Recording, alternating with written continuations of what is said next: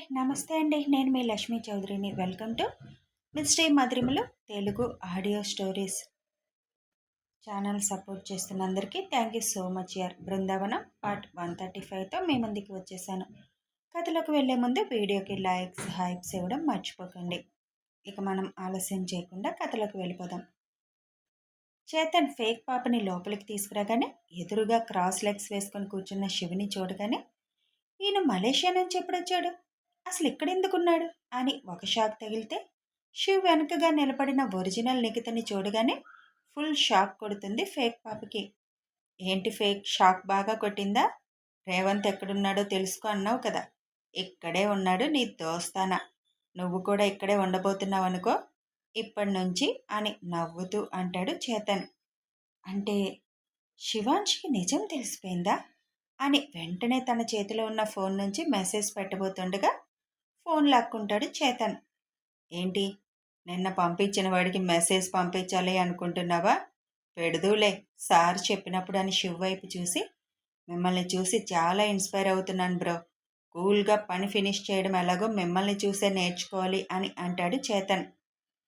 నువ్వు తనని తీసుకొని ఇంకింటికి వెళ్ళిపో చేతన్ అని అంటాడు శివ్. వెళ్ళు అన్నట్టుగా నిఖిత వైపు ఒక చూపు చూస్తాడు. అప్పుడు పరీక్షగా చూసిన చేతన్ తన పెదం కొద్దిగా ఇంకా వాపు ఉండడంతో, ఏమైంది పెదానికి అని అడుగుతాడు చేతన్. ఏం లేదులే, కుదురుగా నిలబడలేకపోయేసరికి ముందుకు తోలి పడింది, మొన్న చిన్న గాయమైంది. ఇక తనని తీసుకొని వెళ్ళు, రమేష్ గారితో తర్వాత మాట్లాడతానని చెప్పు అని ఇద్దరిని అక్కడి నుంచి వెళ్ళమంటాడు శివ్. నిఖిత శివ్ ముందుకొచ్చి, thank you for everything and sorry, నా పిచ్చితనంతో మిమ్మల్ని ఇబ్బంది పెట్టినందుకు. ఒక బిజినెస్ పర్సన్గా కలిసినప్పుడు విష్ చేసుకుంటూ షేక్ హ్యాండ్ ఇచ్చుకోవడం బిజినెస్ సర్కిల్లో కామన్ కదా. అలా ఒక బిజినెస్ పర్సన్గా అట్లీస్ట్ ఒక షేక్ హ్యాండ్ మీ నుంచి ఆశించవచ్చా అని అడుగుతుంది నిఖిత.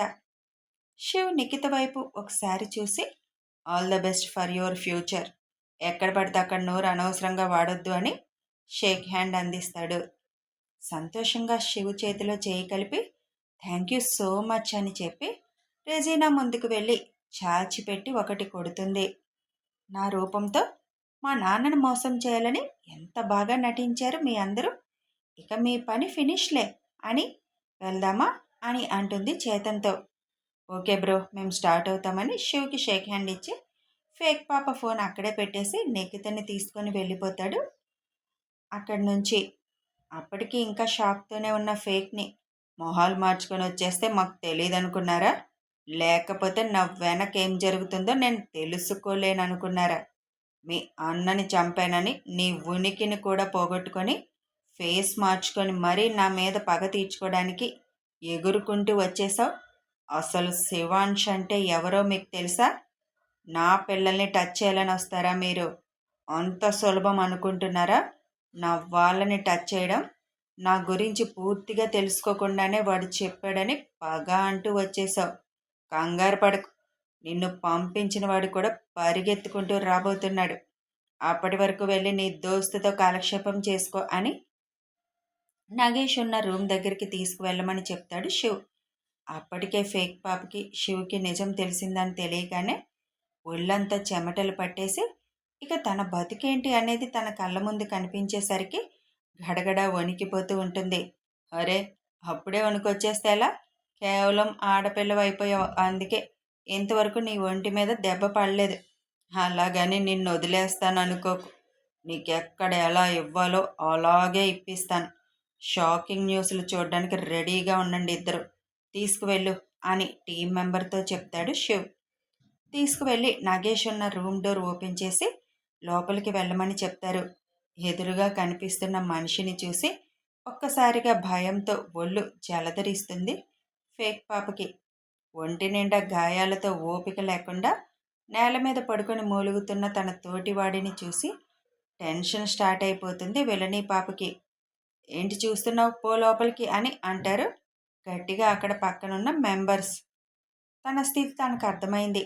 కేవలం ఆడపిల్లన్న కారణంతో ప్రస్తుతానికి ఒంటి మీద దెబ్బ వేయలేదు, లేకపోతే తన గతి కూడా అదే గతి అవుతుంది అని ఊహించి నెమ్మదిగా అడుగులు వేసుకుంటూ లోపలికి వెళ్తుంది.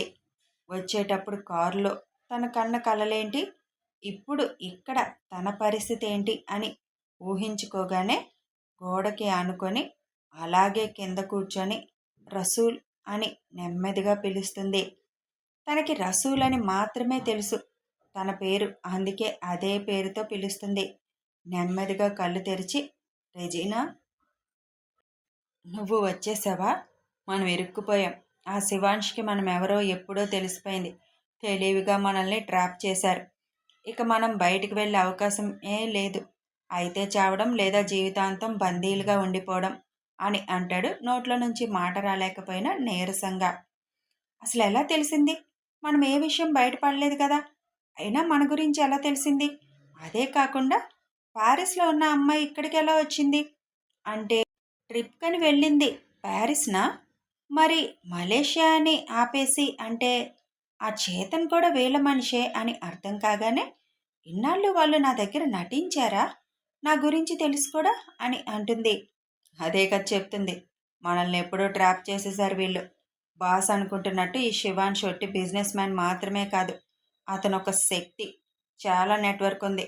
ఒక 2 గంటల్లో నా గురించి మొత్తం చరిత్ర తెలుసుకున్నాడు అతను. అంటే అతనికి ఎంత నెట్వర్క్ ఉందో అర్థం చేసుకో.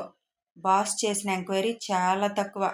అనవసరంగా డబ్బులకి కక్కుర్తిపడి ఆయన మాటలు నమ్మి నేను వచ్చేశాను. కానీ చూస్తేనే అర్థమవుతుంది, ఆయన్ని ఎదిరించడం అంటే మృత్యువుకు దగ్గరగా వెళ్ళడమే అని. ఓపిక లేక కళ్ళు మూసుకొని పడుకుంటాడు నాగేష్. ఇప్పుడు బాస్కి న్యూస్ అందించడం ఎలా? తనకి తెలిస్తే అన్న మనల్ని ఏదైనా తప్పించే మార్గం చేస్తారేమో అని ఆశగా అంటుంది ఫేక్ పాప. ఎంత చెప్పినా నీకు ఇంకా ఆశగా ఉందా? చెప్తున్నాను కదా, అతను సాధారణ మనిషి కాదు అని, ఒక శక్తి అని. అతని అండర్లోకి వచ్చాక ఇక మనం తప్పించుకునే మార్గమే లేదు. సైలెంట్గా ఉంటే కనీసం దెబ్బ పడకుండా కూర్చోగలం. కాదు అని ఏదైనా పిచ్చి వేషాలు వేస్తే కుమ్మి పడేస్తున్నారు. ఇక అతను వచ్చి మనల్ని ఉద్ధరించేది ఏం లేదు.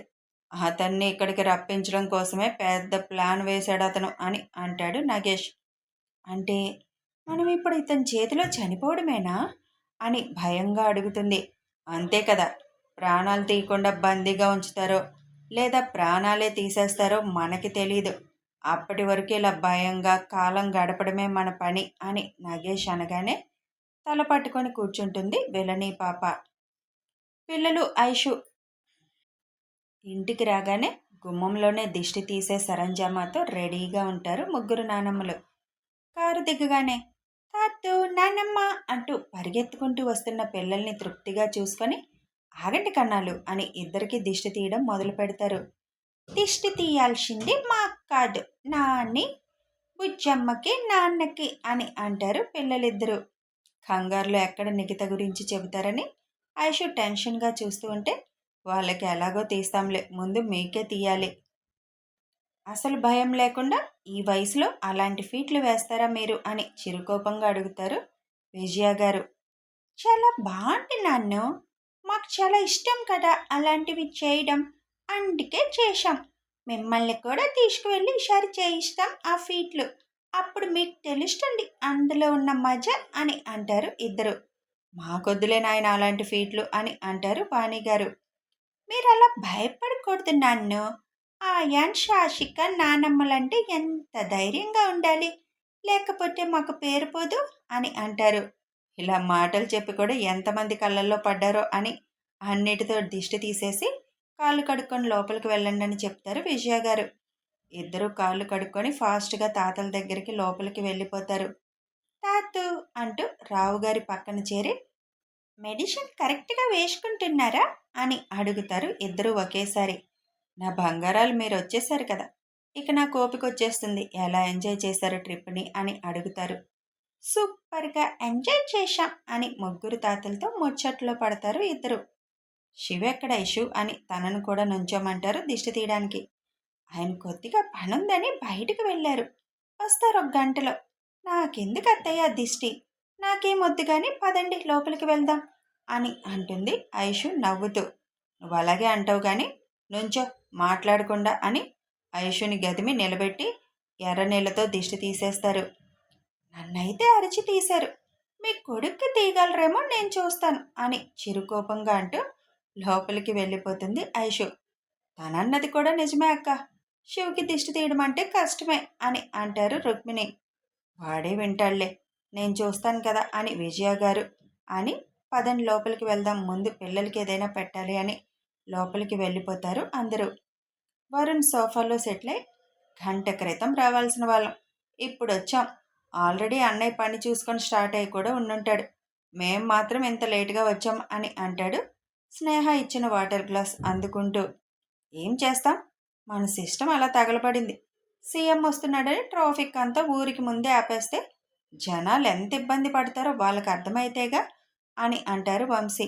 అదే కదా, ఆయన వచ్చిందేమో 11:30కి, వీళ్ళు మాత్రం 10:30 నుంచే ట్రాఫిక్ అంతా ఆపేశారంట. మేము వచ్చేసరికి ఎంత ట్రాఫిక్ ఉందని, ఆయన వెళ్ళాక ట్రాఫిక్ క్లియర్ అయ్యేసరికి గంట పట్టింది కరెక్ట్గా అని అంటాడు వరుణ్. ఇది ఎప్పుడు ఉండేదేగా, జనాలను ఇబ్బంది పెడుతూ వాళ్ళు వెళ్ళడం. సర్లే, ముందు వెళ్ళి స్నానాలు చేసిరండి బంగారాలు, ఏమైనా తిందురు గాని అని అంటారు విజయ గారు. ఏంటి స్నేహ, బాగా బోరు కొట్టిందా నీకు కూడా? పిల్లల పక్కన చేరిపోయావు అప్పుడే అని అడుగుతుంది ఐషు. బాగా అక్క, మిమ్మల్ని అందరినీ బాగా మిస్ అయ్యాను అని అంటుంది స్నేహ. నేను ఇంకా మీ ఇద్దరికి బాగా ఫ్రీడమ్ దొరికింది, ఎంజాయ్ చేస్తారనుకున్నానే అంటుంది అల్లరిగా ఐషు. అంత లేదులే అక్క, ఉదయం 8 గంటలకు వెళ్ళిపోయి రాత్రి 9కి వచ్చేవాడు అని చెప్తుంది స్నేహ. ఆ మరిది బాధ్యత మొత్తం తీసుకున్నాడన్నమాట అని నవ్వుతూ వరుణ్ వైపు చూస్తుంది ఐషు. అన్నయ్య అప్పు చెప్పిన బాధ్యత సక్రమంగా నిర్వర్తించాలి కదా వదిన అని అంటాడు. సరే పదండి, మీ ఇద్దరికి స్నానాలు చేయించి నేను కూడా ఫ్రెష్ అవుతానని అంటుంది పిల్లలతో ఐషు. నాన్న, తొందరగా మాకు ఫుడ్ రెడీ చేయండి, తొందరగా ఫ్రెష్ అయ్యి వచ్చేస్తాం, కడుపులో ర్యాట్స్ బాగా పరిగెడుతున్నాయి అని అంటారు పిల్లలిద్దరూ. అన్నీ రెడీగా ఉన్నాయి బంగారాలు, మీరెళ్ళి ఫ్రెష్ అయ్యి రావడమే, వెళ్ళండి ఫాస్ట్గా అని పంపిస్తారు పైకి. పిల్లలు రాగానే ఎంత కళ వచ్చేసింది ఇంటికి, ఇందాక దాకా బోసిగా ఉండేది అని అంటారు రాజ్యం గారు. ఇక అన్వేష్ అమృత కూడా వచ్చేస్తే మన ఇల్లు మళ్ళీ సందడి సందడిగా మారిపోతుంది, వాళ్ళు వచ్చే టైం కూడా అయినట్టుంది అని అంటారు రుక్మిణి గారు. ఇంకో అరగంటలో అన్నయ్య వాళ్ళు ల్యాండ్ అయిపోతారు, రెడీగా ఉన్నారులే కారుతో అక్కడ, వాళ్ళు తొందరగానే వచ్చేస్తారు, ట్రాఫిక్ క్లియర్ అయిపోయింది కదా అని అంటాడు వరుణ్. వీళ్ళ బాస్కి పెద్ద షాక్ తగలబోతుంది, ఆవేశంలో వెంటనే బయలుదేరుతాడు ఇండియాకి, ఎయిర్పోర్ట్లోనే వాడు మన చేతుల్లోకి వచ్చేయాలి, అందుకేం చేయాలో అని మొత్తం వాళ్ళకి వివరించి ఇంక నేను ఇంటికి స్టార్ట్ అవుతానని చెప్పి శివ్ అక్కడి నుంచి బయలుదేరుతాడు. పిల్లలు స్నానాలు చేసి రెడీ అయ్యేసరికి శివ్ ఇంటికి వచ్చేస్తాడు. ఎవరు గమనించకముందే ఇంట్లోకి రావడంతో దిష్టి కార్యక్రమం ఆటకం మీదకి ఎక్కుతుంది. శివ్ కూడా ఫ్రెష్ అయి భోజనం చేసేసరికి అన్వేష్ వాళ్ళు కూడా వచ్చేస్తారు. వాళ్ళ ఇద్దరికి దిష్టి తీసే లోపలికి పంపిస్తారు విజయ గారు. లోపలికి రాగానే ఫస్ట్ పిల్లలిద్దరిని ఎత్తుకొని ఇద్దరూ ముద్దు చేసి వాళ్ళు కూడా ఫ్రెష్ అయి భోజనం చేసి, ఏదైనా మన ఇంట్లో ఉన్నంత ఆనందం ఎక్కడికి వెళ్ళినా దొరకట్లేదు, ముఖ్యంగా మా బంగారాలు లేని చోట అస్సలు ఉండబుద్ధి కాలేదు అని అమృత అనడంతో అందరూ నవ్వుతారు సరదాగా. ఇక్కడ సాయంత్రం 4 అవుతున్న టైంకి శివ్ చెప్పినట్టుగా ప్యారిస్లో వాళ్ళు చేయాల్సిన పని చేసేస్తారు. అమెరికాలో చార్లెస్ గారు తన ల్యాబ్లో జరుగుతున్న నేరాల గురించి చెప్పి, ఆ స్థావరం ఎక్కడుందో ప్యారిస్లో కూడా చెప్పి ఇమీడియట్గా వాళ్ళని కస్టడీలోకి తీసుకోమని రిక్వెస్ట్ చేస్తారు. దానితో పోలీసులు ఆ డెన్ దగ్గరికి వచ్చేసరికి శివ్ టీం మెంబర్స్ అందరూ అక్కడి నుంచి వచ్చేస్తారు. ప్యారిస్ పోలీసులే ఈ విషయాన్ని ఛేదించినట్టుగా వెలుగులోకి తీసుకువస్తారు న్యూస్ని. చేసింది మీరైతే పేరు వాళ్ళదాకన్నా అని అంటుంది ఐషు. వాళ్ళ అనుమతి లేకుండా వాళ్ళ దేశంలో ప్రవేశించి ఇలాంటి ఆపరేషన్ ఒకటి చేశామని తెలిస్తే ఊరుకుంటారా? మరి తప్పదు, ప్రతిఫలం ఎవరిదైనా మంచి జరిగితే అదే చాలు. సరే, నువ్వు రెడీ అవు, పెళ్ళికి వెళ్ళి కనిపించేసొద్దాం అంటాడు శివ్. మనమే వెళ్ళాలా పెళ్ళికి అని అడుగుతుంది ఐషు. ఈసారి మనమే వెళ్ళాలి. మొన్న ఫోన్లో మీ మామయ్య గారు ఆర్డర్ వేశారు. ఆ రోజు ఒకళ్ళు పెళ్ళికి అటెండ్ అయ్యి వచ్చారు. ఇక ఈ పెళ్ళికి మాత్రం మీదే డ్యూటీ అని ముందే చెప్పేశారు. అయినా వెళ్ళాలే, మనం అన్నీ అవాయిడ్ చేయడం కుదరదు. సరే టైం వేస్ట్ ఎందుకు, రెడీ అయితే ఫాస్ట్గా వెళ్ళి తొందరగా వచ్చేద్దాం. పిల్లలు వస్తానన్నారా అడుగుతాడు శివ్. లేదు, వాళ్ళు పెళ్ళికి రామనేశారు. మామయ్య గారు వాళ్ళు కూడా వాళ్ళని వదలలేరులే అని నవ్వుతూ అంటుంది ఐషు. అయితే మనిద్దరం తొందరగా వెళ్ళి వచ్చేద్దాంలే అని రెడీ అయి ఇద్దరు పెళ్ళికి స్టార్ట్ అవుతారు. కథ కొనసాగుతుంది. మరి ఇంకా అనంత్ వచ్చేస్తాడా? వస్తే శివు వాళ్ళకి దొరుకుతాడా? అసలు వాడికి శివ్ ఎలాంటి పనిష్మెంట్ ఇవ్వాలనుకుంటున్నాడో తెలియాలి అంటే కథని ఫాలో అయిపోండి. వీడియో నచ్చితే ఒక లైక్ చేయండి, షేర్ చేయండి, కామెంట్స్ రూపంలో మీ అభిప్రాయం తెలపండి. సబ్స్క్రైబ్ చేసుకొని ఛానల్ సపోర్ట్ చేయండి. Thanks for watching.